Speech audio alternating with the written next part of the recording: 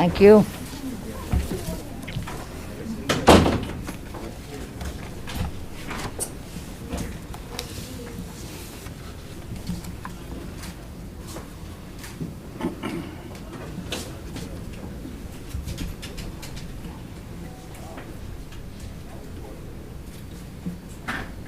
You need a little more distance. You need a little more. Good day, everyone.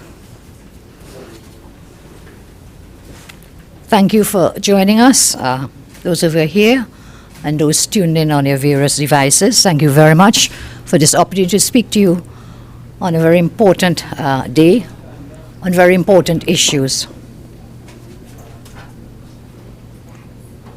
We were prevented from speaking in the Parliament, and that is why we decided we will take this opportunity outside the Parliament, because I've always said we will deal with issues inside the Parliament and outside of the Parliament.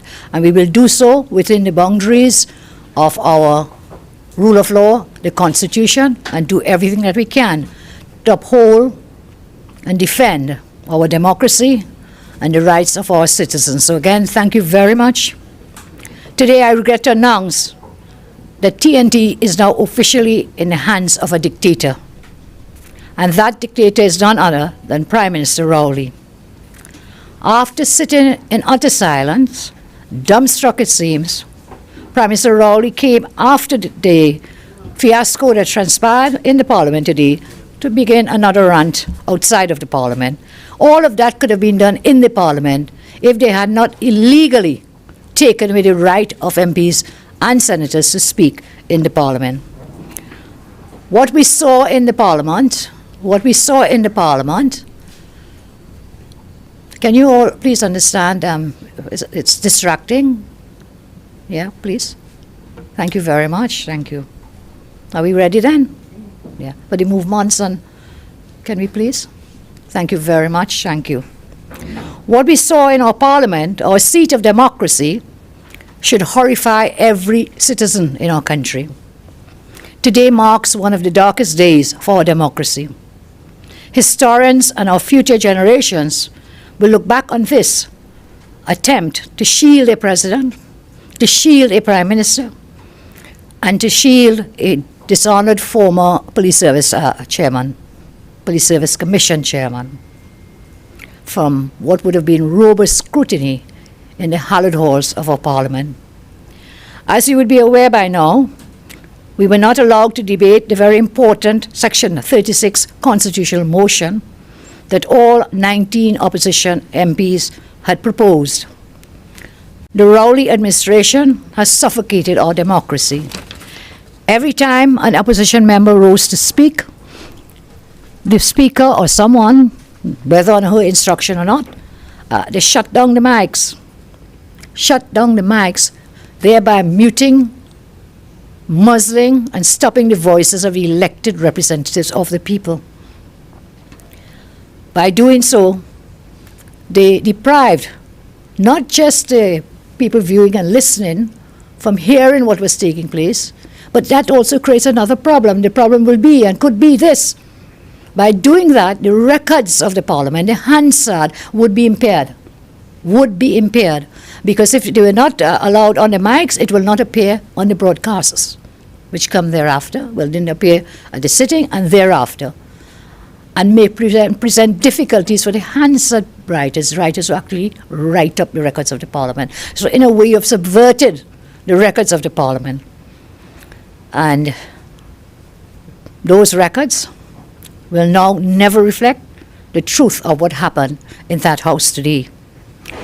By preventing the people's elected representatives from speaking in the Parliament, I say the PNM has declared war on our democracy. They have declared war on our democracy. At his press conference afterwards, the Prime Minister raised 3 blatant fallacies. One, the motion being 1 page. You hear a lie? That is a lie. It is not true. He said the opposition presented no facts. That is also a lie. Let me frontally rebut these fallacies. The motion, 1 pager. if the Prime Minister bothered to read the standing orders, having served in the Parliament for over 3 decades, he would know, he should know, that there is a word limit on motions before the Parliament. That's according to the standing orders. So what you do, you present the grounds, you present the particulars in the motion, and then in the debate, you expand on those. That happens in a court of law.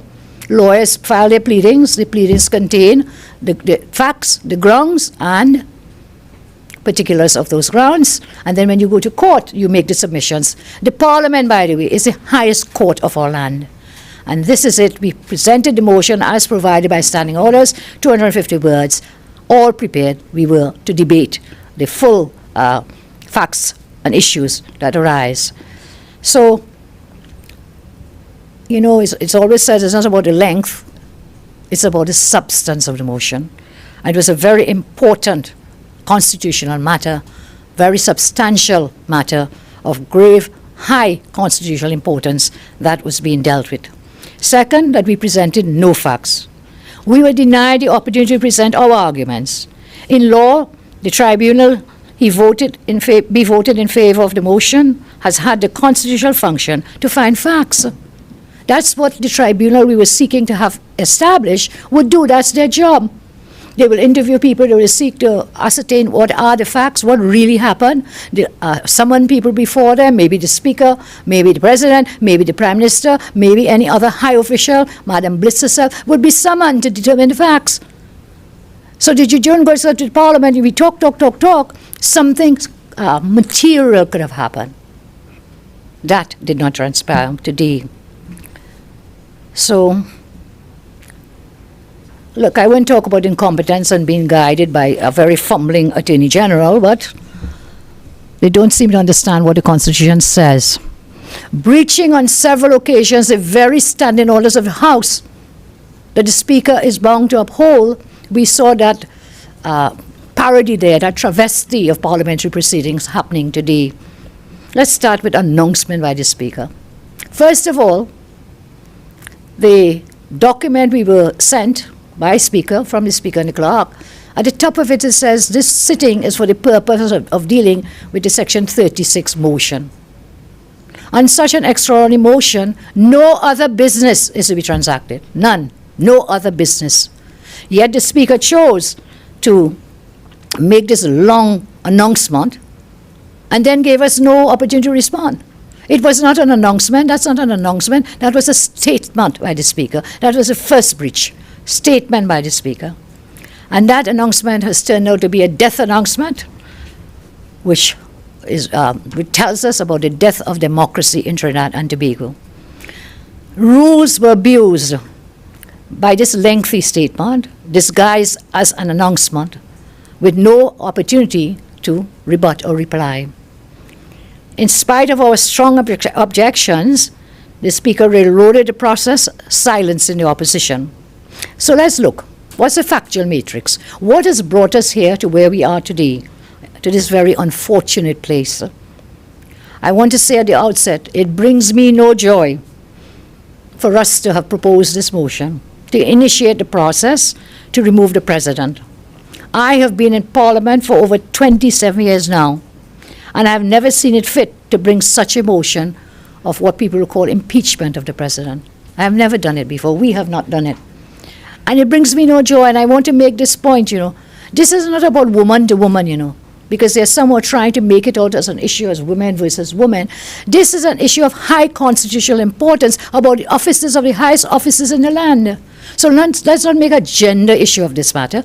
It has to do with properly functioning high constitutional offices, and that is the only issue I have. I've said before, I have the greatest respect for the very distinguished former Justice of Appeal, who happens to be our president at the time. So let's not go there. Let's not get distracted with a gender issue.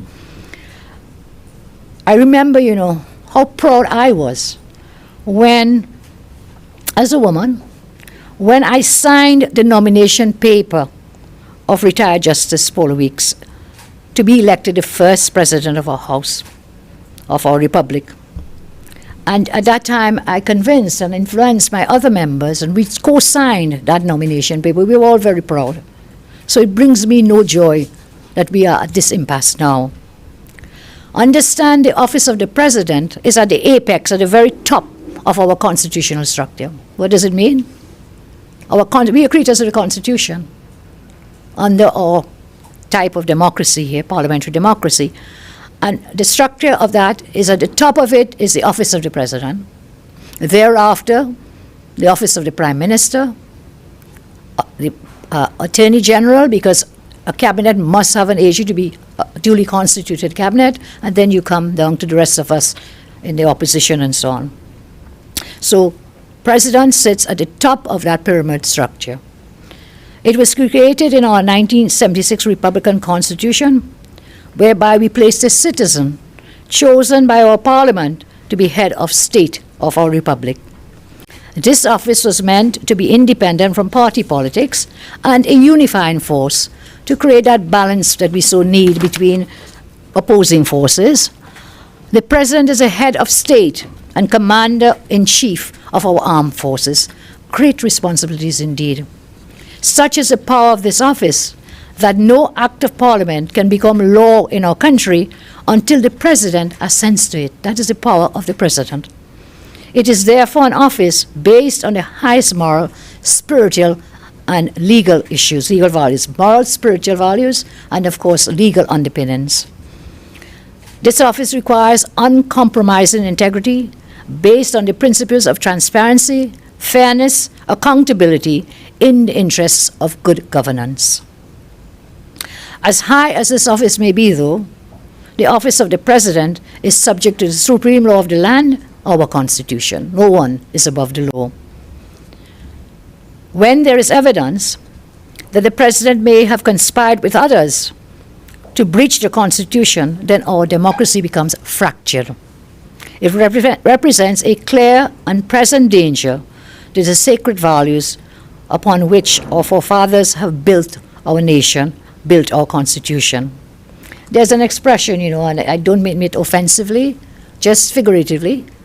They say that the fish rots from the head. The fish rots from the head. And when it is that the highest officers in the land act in concert and conspiracy, some would say, in this manner, then we are fracturing our Constitution and endangering our very fragile young democracy. When the Speaker and the government stifles a debate that was designed by the Constitution to provide an opportunity for the conspirators to explain their actions and account for their roles in breaching the Constitution, we know that we are in the midst of a galloping dictatorship. We as MPs, we took oaths of office to uphold the Constitution and the law. We are satisfied that we have discharged that sacred duty responsibly in attempting to hold the President accountable to the people of Trinidad and Tobago. We will not allow them to sweep this conspiracy under the Parliament carpet. They fail to realize that they have lost the moral authority and constitutional legitimacy to govern. They have compromised the Parliament itself to protect their dark secrets and meetings. We had intended to subject this conspiracy to the light of the Parliament. We intended to show how secret meetings between these high office holders and the fact that the President refused to identify with whom these meetings were held was a violation of the Constitution and a violation of the rule of law. We intended to raise in Parliament the contradictions and inconsistencies arising from some statements in the public domain. I will just note a few of them. The disintegration of the Police Service Commission, since its chair met with the President and some other high unnamed anonymous shadowy high official. The failure of the President to send the order of merit list for the Commissioner of Police to the Parliament. The sudden unexplained withdrawal of that list and the consequent matters that unfolding. The lacuna in the office of the Commissioner of Police and the destructive impact on the police service at a time of rising crime. We are now in a time of rising crime without a police service commission, substantive, a commission of police, without a service commission too, without a commission of police, without deputy commissioner of police, and on top of that, three deputy commissioners commissioners were wiped out as well, so we only have one remaining. Only one has been left as a result of the ruling. So we don't have the 3 deputies. We don't have the assistant commissioner of police. We don't have the commissioner of police, and no service commission to appoint any one of them, or to even appoint, to bring matters to the Parliament. I continue. The infamous email from Roger Cable Singh to members of the Service Commission and the leak of that email. The conflicting evidence filed in various court matters by the DPA, Director of Personnel Administration, the President herself, and the Police Service Commission. I've set these out previously, and we will continue so to do, but the inconsistencies, the discrepancies, I said the maths just not matching. They each seem to have their own stories as to what happened, how it happened, and why it happened. The Prime Minister's futile and dangerous attempt to shout down this crisis from the political platform. The interconnected web of lies, deceit, and hypocrisy that links the nation's 3 highest offices, President, Prime Minister, and the Attorney General. The dark secret that is at the heart of the plot to subvert the constitutionally sanctioned procedure for the appointment of a Commissioner of Police. The Rowley press conference on the 16th of October 2021. The statement of the President published on the 17th of October 2021. The President's letter of 12 August 2021 in response to an official pre-action letter. All of these persons have different stories. Question, which one is the truth? And of course, if we had succeeded in the debate, tribunal set up, that tribunal would have been able to assist us in determining, discovering the truth in all of these affairs. The government prevented an investigation of this matter by the Chief Justice and 4 of our most senior judges. I think that tribunal of these persons would have helped us to establish the truth. We are still in doubt as to what really happened at President's house. What are they hiding and why? If you had nothing to hide, if no wrongdoing took place, why didn't you allow the debate in the Parliament? I think that's a very serious question to be answered. What are you hiding? And why are you hiding it? You should have come clean to the nation. Come clean in the Parliament and tell us what it is that you don't want discovered, what it is you do not want the population to know. You owe a duty, a sacrosanct duty to the people of the land. Both the Prime Minister and the President have stated boldly that they will not reveal their secret meeting in the President's house, and they expect the public to have confidence in their best intentions, to have confidence in all of these circumstances. All 19 elected MPs wrote to Her Excellency on the 8th October 2021, asking her to provide pertinent information to dispel her reported role in interference with the selection process of a Commissioner of Police. So wait, we didn't just reach the Section 36 motion, you know. We gave the President, we heard all the cries out in the public, John public, where people were calling for answers to questions. And no answers were forthcoming, or very vague, evasive answers, opaque. And then I said, well, let us give the President an opportunity to answer. Let's give her that. She deserves that, in all fairness and justice. So we wrote to Her Excellency on the 8th October 2021, all 19 of us, asking her to give us pertinent information to dispel her reported role and that of Rowley or anyone else in this matter, in this mess with the Police Service Commission. By a delayed response, Her Excellency wrote to me on the 13th October 2021, and again, deliberately dodged the specific questions put to her regarding her involvement in the events at President's house and high public officials. So we asked these questions in writing. We got the response 13th October, and again, no answers forthcoming. None were forthcoming.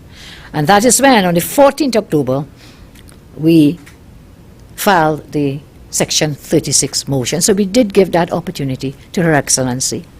And the letter that she replied, in reply of the 13th October, ended curiously, I would say, and I quote, "If and when I decide to speak on these issues, you need not fear that it will be done using glib semantics or legal posturing. It will not be done using glib semantics or legal posturing. I will, as you advise, use simple language. If and when I decide to speak on these issues, you need not fear that it will be done using glib semantics or legal posturing. I will, as you advise, use simple language. That's how the letter ended, the response. We caucused, we discussed, the opposition MPs, we took the oath to uphold the Constitution and the law, and took the decision to use the only mechanism available to us to have a full inquiry into this matter by way of a tribunal being established to investigate the matter. That's the only mechanism in the law of our land that we have, which was a Section 36 motion, and that is where we went. A decision to trigger Section 36 of the Constitution, it is not a light decision to take. So we listened attentively to the national conversation before we took that decision. We listened to the calls from many who wanted answers, straight answers and not more questions. Before we filed the motion, we responsibly discharged our duty to bring these matters to the population's attention. We made public appeals to those high office holders to provide answers to our citizens, questions to account for the actions, and to restore public confidence in institutions which are supposed to be independent. Unfortunately, those calls fell on deaf ears. So we wrote to her, and then the rest is now history. After writing to her for answers, receiving none of substance, we filed a Section 36 motion October 14, 2021. The provisions of Section 36 provide the only effective mechanism to hold a president to account by a tribunal seeking to establish, to find out, to discover the truth of the matter. Should we have gone the other route of an ordinary debate, which the Prime Minister, I think, suggested in Parliament, and others have been suggesting we should have gone with an ordinary motion, what is known as a substantive motion under the standing orders, what would have happened given the traditional restrictions of such a motion? All we would have done in there is they talk, we talk, they talk, we talk, back and forth we talk, and at the end of it, nothing would happen. And so that can never be a substitute for the Section 36 mechanism, because at the end of that mechanism, should it go in a particular way, not only we talk, they talk, them talk, at the end of that would have been a tribunal, the possibility of a tribunal being established to investigate the facts and try to come to the truth.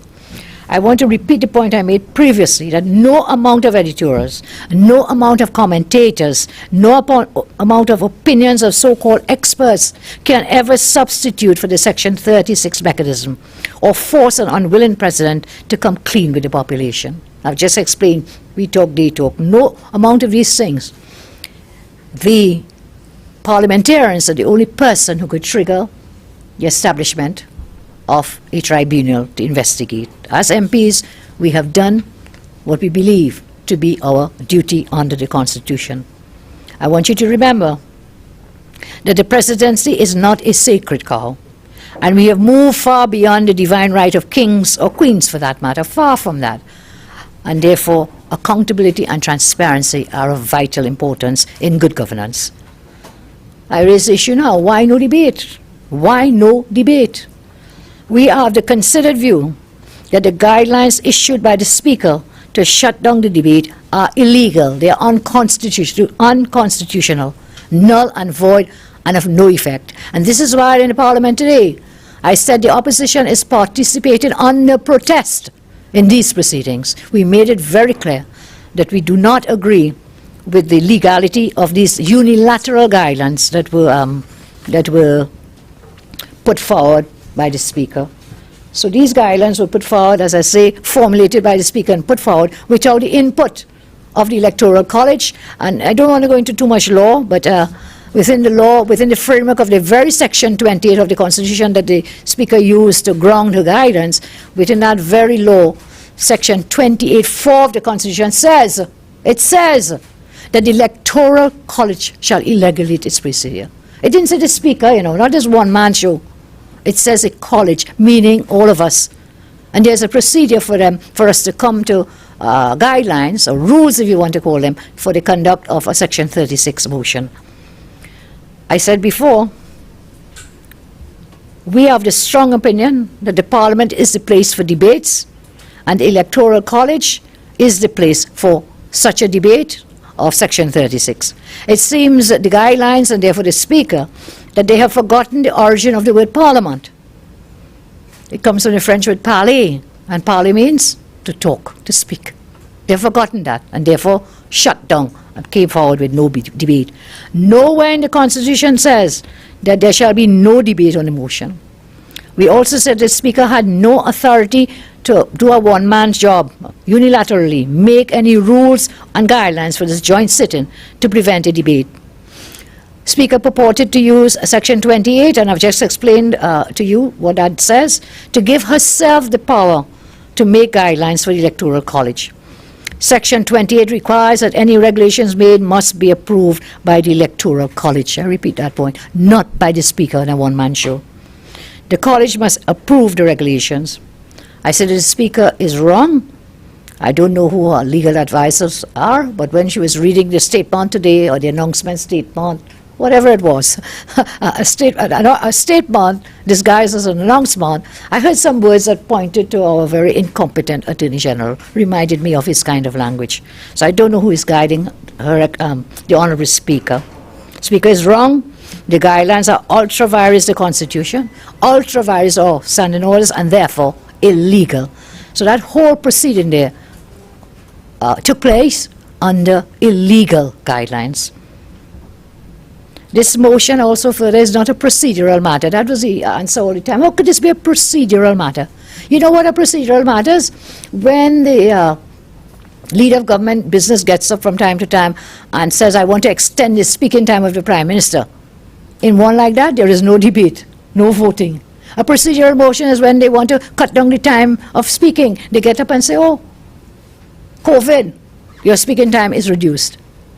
When they want to adjourn the House before time or after time, those are procedural matters. This is not a procedural matter. How can you get it so wrong? This is a substantial constitutional motion brought under Section 36 of the Constitution. It could never be a procedural matter. Could never be a procedural matter where we are calling for the establishment of a tribunal to remove the President from office. How can that be procedural? Again, we strongly disagree with that position. To equate the process of referring the President to a tribunal cannot be equated with a privilege motion. So it's not a procedural motion, and then they're using the excuse, oh, it's like a privilege motion. A privilege motion is where we come and we say we have lost confidence. Sorry, someone has lied to the Parliament. That's a privilege motion, and that happened recently. When the Attorney General stood up and lied about me saying my family got contracts or housing or renters or something, he was trying to justify his own over 50-plus recusals and of family members getting rentals, and said, well, okay, remember Mr. Parry when she was Prime Minister, they got to. He lied. Not for the first time, lied. And we filed a privilege motion, which is, again, a motion that goes to the Speaker for adjudication. So when we file it, Speaker keeps it for a few days, reads it, and then the Speaker comes and makes a ruling without any debate. Without any debate. This clearly cannot be that kind of motion, a privilege motion. That conclusion is misguided and erroneous. Government has used on multiple occasions the majority in the House to railroad the Parliament.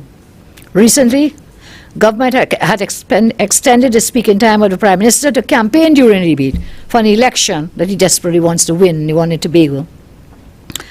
I want you to remember, this is the same Speaker who refused to allow us to debate the COVID-19 pandemic on several occasions. Do you all remember that?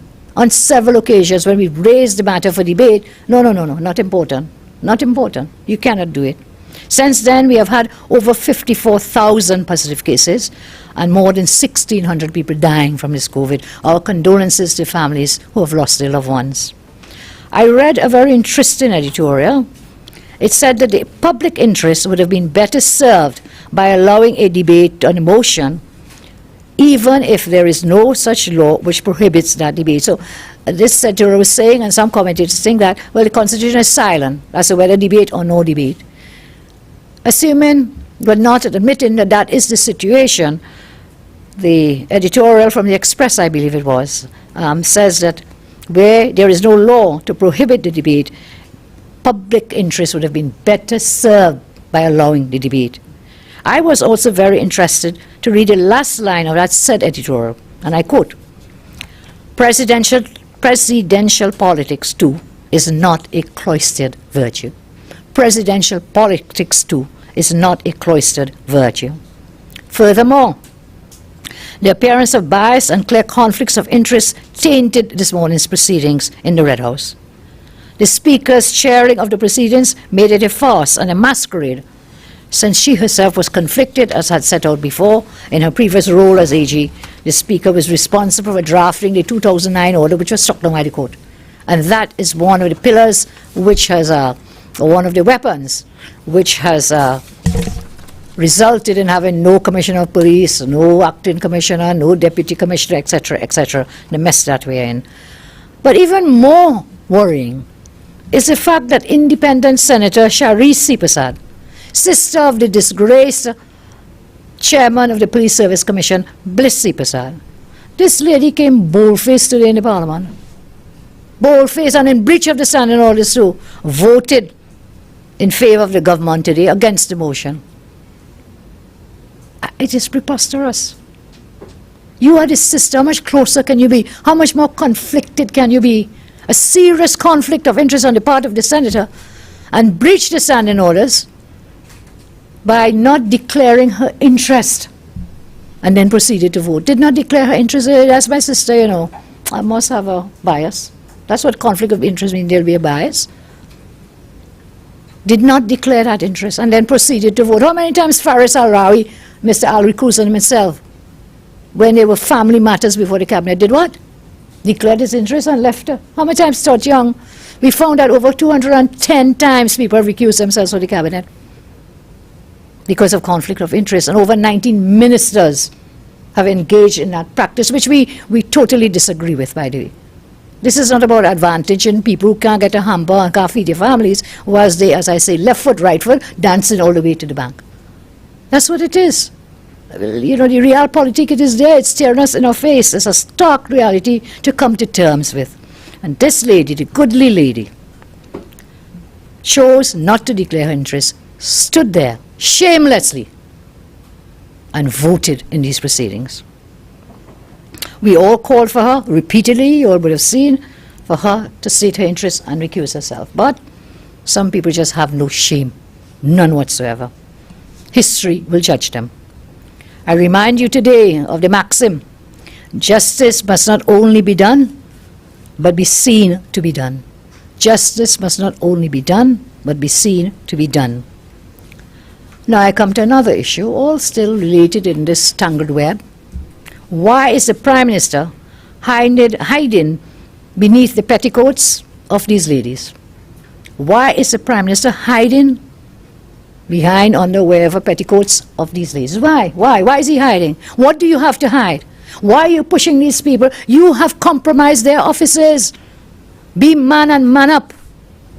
While you want to condemn me and the women and we fighting. No, it is you. You are the center of this crisis, Prime Minister. Man up to it and don't push the ladies in front of you to protect yourself.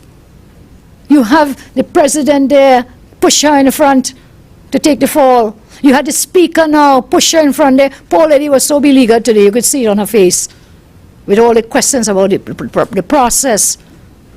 And where's the Prime Minister? Sitting there for over 3 hours, totally dumb. Not a word did he say. Whilst the battering that's taking place on these women, I condemn him for that. And don't come and tell me about women and bad-talking women, man. You're the last man to talk about ill-speaking women. You're the last man in this country. And I condemn you for that. And I feel so sorry for these ladies, you know. They're both brilliant in their own right, but they're being used as a shield, as shields to protect the Prime Minister and his government and his high officials. So he now hides behind the Speaker's robes, petticoat, bold-facedly tell the nation that he will never reveal the secrets of that conspiracy, what transpired, which high official. But the President too has said the same thing, hasn't she? They're not going to tell us. They will not tell us. The Prime Minister shamelessly put his women MPs, you know. I don't know if it's a new thing, you know. You know, they said, women, men, we stand together. As women, we hold up half the sky.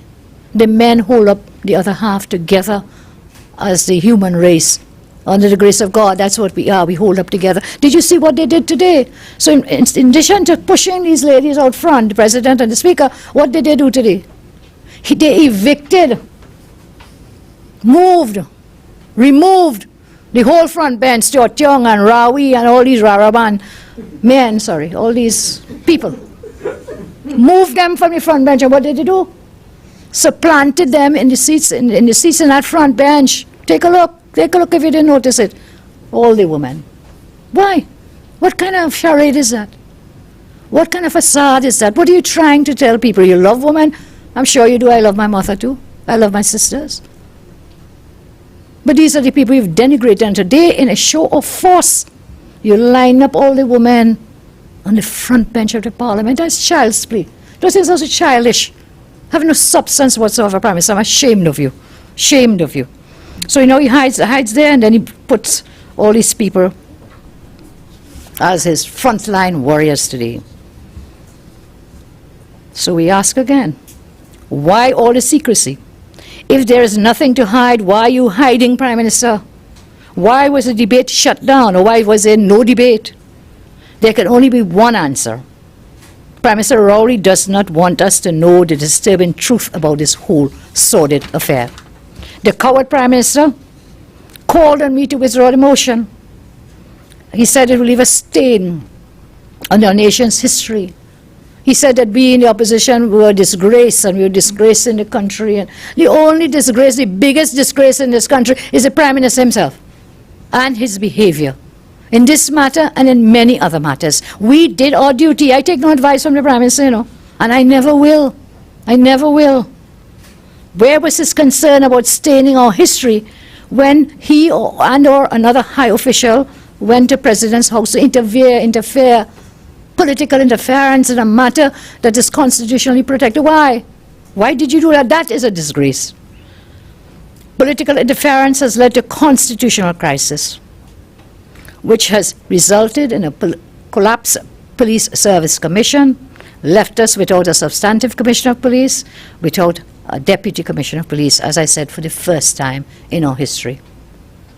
The President, the Prime Minister, the former chair of the Police Service Commission, could have at any time in the last 10 days stepped forward and provided the truth to the population. So you're calling on me to withdraw the motion. Simple. We made it very clear. We'll provide the answers. Provide the answers. Should you have done so truthfully and transparently, the motion would have been stopped. You could have stopped it, but you all failed and are neglected to talk frankly with transparency and accountability to the population. That was all that was required to put an end to this motion: transparency and accountability. Instead, they chose not to. Playing games, as they like to talk, playing smart with foolishness. Playing smart with foolishness. There remains grave concern that having the President continue to nominate persons to serve on the Police Service Commission without having adequately cleared up these allegations that she may have been conflicted, the office may have been compromised and so on, by allowing the intrusion and political interference of a high office holder in the process, that still remains. And I wrote again to Her Excellency, say, Madam, pause this. Pause the nominating of people to serve in these positions and clear the air, because the taint these persons, whichever name, they may be good women and men of our republic to serve on these things, but they will be tainted because of the loss of trust, loss of confidence in your office. So we are further deepening the constitutional crisis and the crisis of confidence in the office of President. This unfortunately runs the risk of tainting the characters of noble patriots who may aspire and be willing to serve on those commissions. These commissions, I repeat my call to Her Excellency, step forward and resolve this matter. Many may not fully understand the issues today, but I want you to consider a Prime Minister handpicking a Commissioner of Police. Serious matter. should be getting all the Prime Minister's men and women in that Police Service Commission. What are they going to do? Follow the instructions of the Prime Minister? To take instructions as to whom they should put forward as a police commissioner. Imagine the nightmare that is in a democracy such as ours. It is very dangerous because the Prime Minister can then influence investigations involving his own political party officials, and of course ministers, and of course opposition, and of course anybody they don't like, to cause these things to happen. In addition, he can then give a direction of who to charge and lock up, including political opponents, trade unionists, activists, and anybody he doesn't agree with. And there are many. Latest fighters he's picking with the Law Association. Like every day, somebody else, anyone who speaks out against him and his government. So sooner or later, this cancer of political interference will spread to other service commissions, such as the Public Service Commission, and of course the EBC. And this may have already happened with hand-picking people to sit in the EBC, to do the bidding of the Rowley government. The EBC, as we know, is there to ensure fair elections. So it's a cancer that could spread, or it's like the virus. The virus is infecting every high office in our land, infecting every Rowley virus, is infecting everything that we require for an independent democratic nation. So I close now, as I say, today's vote kept in the dark, the involvement of the Office of the Prime Minister, the Office of the President, interfering with the submission by the Service Commission of the Order of Merit List. Today's vote kept in the dark, and I say this democracy dies in darkness. So that vote kept these things from coming to light. Today's vote kept in the dark. Why was the Order of Merit List submitted 11th August to President to appoint a top cop immediately withdrawn? Why? Why? Trini's like to talk about cut the ball. You give somebody something and take it back. Today's vote kept in the dark what authority the President acted upon to hand back the list which was given by the Service Commission. Today's vote kept in the dark why the Prime Minister lost confidence in Gary Griffith.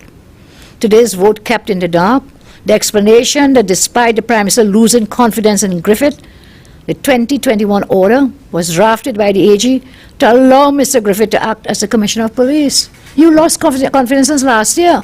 But here the AG brings to the Parliament, and the parliamentarians all vote in favor of it, as the case may be. And that new order, the recent order, that order was designed to allow Gary Griffith to become Commissioner and no Deputy Commissioner. It was designed for that. Because which other contract officer is there in the police service who would have applied for that job? Which one? So why you lost confidence last year? What happened? Is there a disconnect in your cabinet? Is there a disconnect? Are there factions? And that's what we've been told. Because why would you lose confidence as Prime Minister? But then your AG brings an order to the Parliament to allow that same Griffith, being a contract officer, to be appointed. Why? Why? What's going on? Today's vote kept in the dark the plot to remove Mr. Griffith by the government. So first you had a plot to keep him, and then there was a plot to remove him. All the shenanigans thereafter, and going to court and striking down the various orders. Today's vote was not only for being able to uncover the truth of these serious matters, but it was also about ensuring that the sacred principles of our Constitution remain intact and burning bright. Those sacred principles rest on the idea that governments must serve the people and not the other way around. No one in the land is above the law. Not the opposition leader, not the Prime Minister, not the President, not the Speaker, not the Attorney General. No one is above the law. Going into this battle, I know that government would do all they could to extinguish the lights of transparency and accountability. Today was about discharging our duty as parliamentarians under the Constitution to serve the people of Trinidad and Tobago, the oath which we took on becoming parliamentarians. The opposition will continue to defend the Constitution and our democratic principles. The people of our country will never allow the lights of democracy to be extinguished by tyrants, bullies, and dictators. The opposition which I lead, and have an honor so to do, will continue the struggle for accountability and social justice. Try as he might, Prime Minister Rowley cannot hide the truth from the people of our country. It was Her Excellency, if you recall, when she gave her address, her inauguration address, when she became president, she reminded us of the scripture which taught the importance of light. And this is what she said then, and I remind you of them. Confront the darkness and declare that it will not take over. It is a tenet of most major religions that light triumphs over darkness. As your servant, she continues, my promise is that I will work tirelessly. I'll labor night and day to do my best by word and deed, both to be a light and spread the light of others at every opportunity. Today I say to the national community that what is done in darkness will eventually come to light. Additionally, we say that we are in October, and I want to remind you, the opposition will stand and remain in defense of the people of Trinidad and Tobago, in defense of their rights. We will continue to call for transparency and accountability. And today, in October, we announce the beginning of an October revolution in Trinidad and Tobago to defend the rights of citizens and the democracy of Trinidad and Tobago. Thank you all very much, and I'm open to your questions. Sorry. Can we, without gender bias, we could take the lady first? Thank you so much, Shane. You made reference to an editorial that said the Constitution is silent on the issue of debating the motion for the president. Sunday Express. Sunday? Today. Do you agree with that statement? And if not, can you point us to where in the Constitution that said that we can have a debate on the motion? I can do that, ma'am, but it is not a 1 minute answer. So that to do that, I have to go into so much legalese, which I'll do on another day. So for the moment, I would prefer to leave it at that. That is the view of that editorial. We have a different view, and as I say, too much legalese to go into at this moment. Really quickly, you did say that you prefer the president not continue to nominate people to the political Yes, office. until the air is cleared. Until the air is clear. Where does that leave us now? Because she has nominated some certain persons. So how are you all going to deal with those names that have been nominated so far, and where does that leave us? Well, those names will go before the Parliament for affirmative resolution of the Parliament. Means it must be debated in the Parliament, and the government has a simple majority. Their numbers, all you need is a simple majority. I have indicated, Her Excellency, that the opposition will not participate in supporting these. I am saying they're good men and women. There's some of them, they're very great. They want to serve, they're patriots and so on. But we do believe that they will be tainted. There will always be that distrust as to accountability, partisanship, that's it. That there may be issues of partisanship. I have already written indicating that matter. We'll see how it goes, but it will come to Parliament. Hi, good afternoon. Shane Superville, Newsday newspaper. Shane? Given all of the developments we have seen in and out of the Parliament, where does the opposition stand in all of this, and what is the way forward? What's the next course of action? Well, we will certainly consider our options. We've already considered some of them. We will not give up. We will not give up on this issue or any other transparency issues. As I say, we begin an October revolution. We do have plans and strategies, which I will share with you on another occasion. Can you expound a little bit on what you mean by October? Can we? Yes. Can we get? It seems that page was left out. The October revolution matter. Can you please bring it for me? Which is, we will continue to stand and defend our democracy. We will continue to stand and defend legally in Parliament, outside the Parliament, on the pavement, wherever it may be, to protect the rights of our citizens and our democracy. There will be strategies, shall I tell you 1, 2, 3, 4, 5, which will manifest in due course. But we will not stop at this point. And that's the issue of the October revolution. You would have raised some issue with not just the president, but during today's proceedings as well as Speaker of the House. Going forward with any parliamentary business, how is this going to affect how things are done, because clearly there seems to be some major disagreement between the opposition and the Speaker itself. Yeah. Well, we'll take, as the good Lord tells us, one day at a time. But with respect to the proceedings today, those proceedings we were saying we will participate in under protest, because the guidelines issued unilaterally by the Speaker are illegal.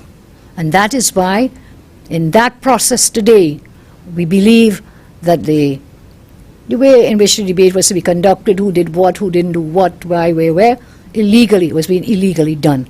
That may not necessarily impact on other days of the parliamentary proceedings. We have the ordinary standing orders that will inform behavior in those future proceedings. I know you would, well, this last question for me. I know that during, the initial part of the press conference, you would have explained what you hope to achieve through the motion, which is to raise questions and so on the the allegations that were brought to the public. But there were also some questions as what exactly outside of that you hope to achieve, in that, okay, assuming a debate was had, there would have been a tribunal set up. No. We would have had to approve the motion, then to allow the tribunal to be set up. That establishment of the tribunal, Yeah. would the debate have affected that tribunal and its investigations in any way? Sure. Let me put it this way. You bring 70-something of us, or over 70 of us, big men and women, someone to come and sit there to vote on a motion without providing these over 70 men and women with the reasons, the reasons why they should vote yes or no.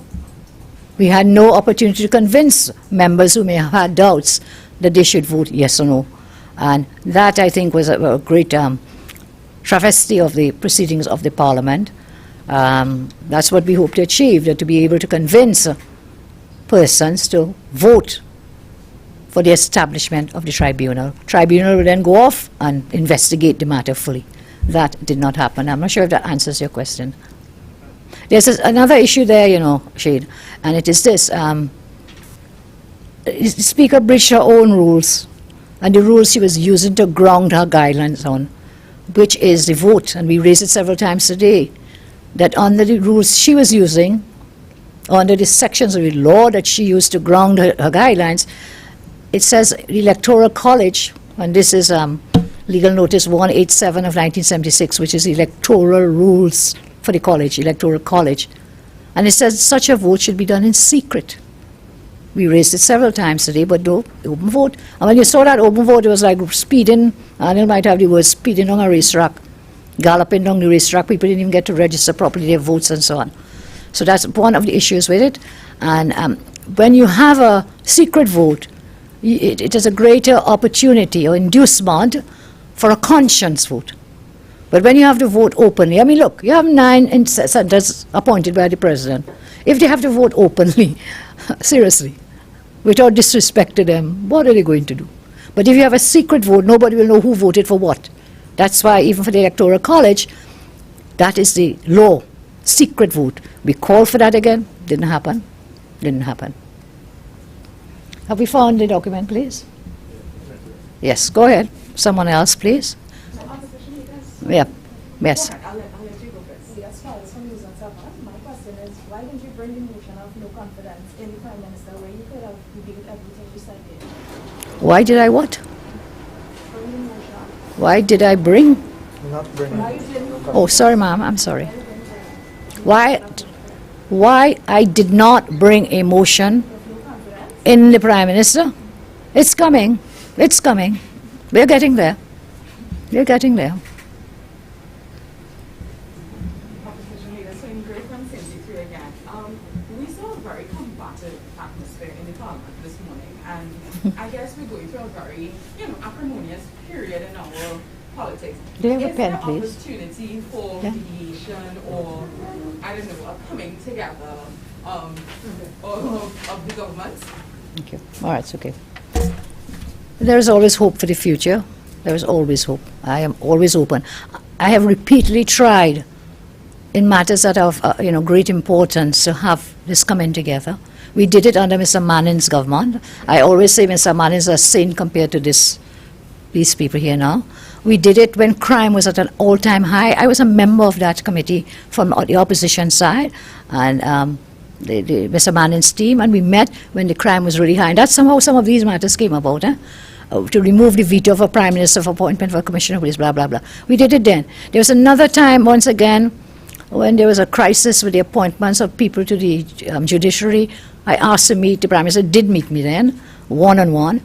And then with the COVID, very early, I said, look, let's get together, let's work this thing. This is too horrifying. No partisan interest. What happened?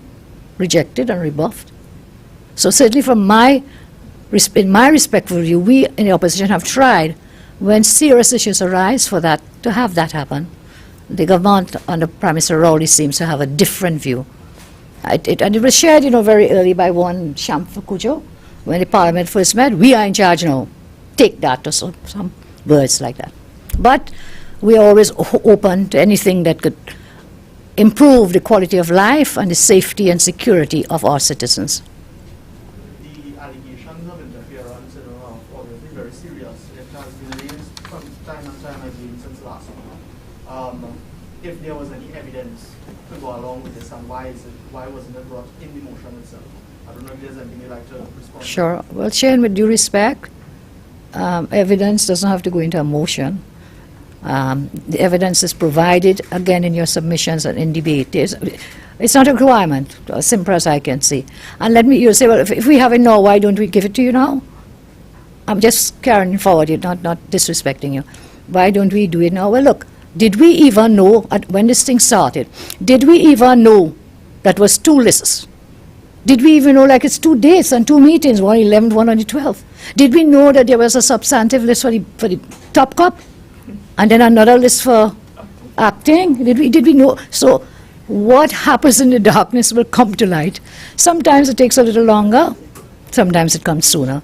And I am totally convinced. I say God is great. What happens in the secret and in the darkness will come to light. And we will find that out as we proceed. Mm-hmm. Oh, can I remind you, the last time, yes, thank you. The last time I brought a no confidence in a prime minister, in 2010, the government fell. So it's coming in due course. Can I deal with the issue of the October Revolution now? Is that okay? I'm saying this matter will be kept alive long after today, until the truth is revealed. We will take it on to the people as an October Revolution, as you know happened in other countries, when our constitution has been defeated. The Prime Minister will find no rock large enough to hide under, or no robe thick enough to protect him from the firestorm that will come his way as a wage for shredding our sacred constitution. So we will keep this issue and others alive. I'm open to any other questions, Shane, or any of you. Just to kind of segue away from all of the issues you have seen today, yesterday the Minister of Education would have announced that as of January, students in forms 4, 5, and 6, whether they're vaccinated or unvaccinated, would be allowed to return to in-person classes. As a former Minister of Education yourself. From Monday. My bad. As a former Minister of Education yourself, is there anything you'd like to say in response to that? Well, what is the question, please? Sorry.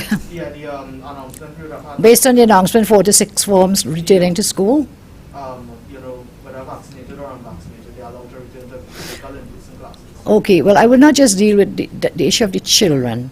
I will deal with the whole issue of mandatory vaccines. We have made it very, very clear. We are not in favor of mandatory vaccines.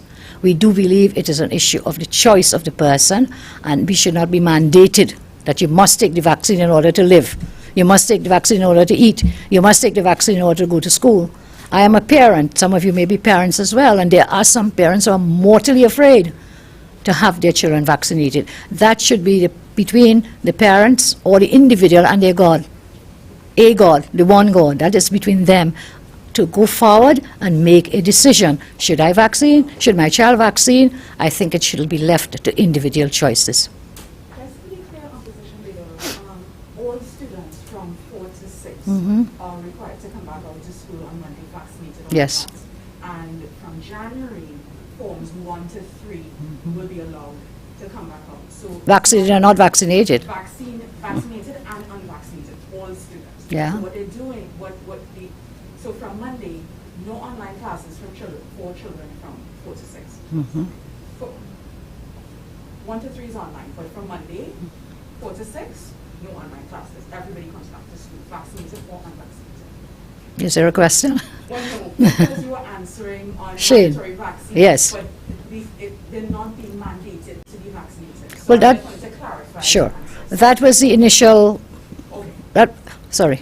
that's what they first started doing, and now they're relaxing, as it were, that kind of mandate. We will have to see how it plays out. We will have to see, and we'll have to take decisions as we go along. Should it turn out that it becomes worse, should it turn out it becomes better, it will allow future decisions to be made. So we'll have to basically monitor, watch, wait, and see. Mhm. No, that was very pleasant. Thank you all very much. God bless. Thank you very much.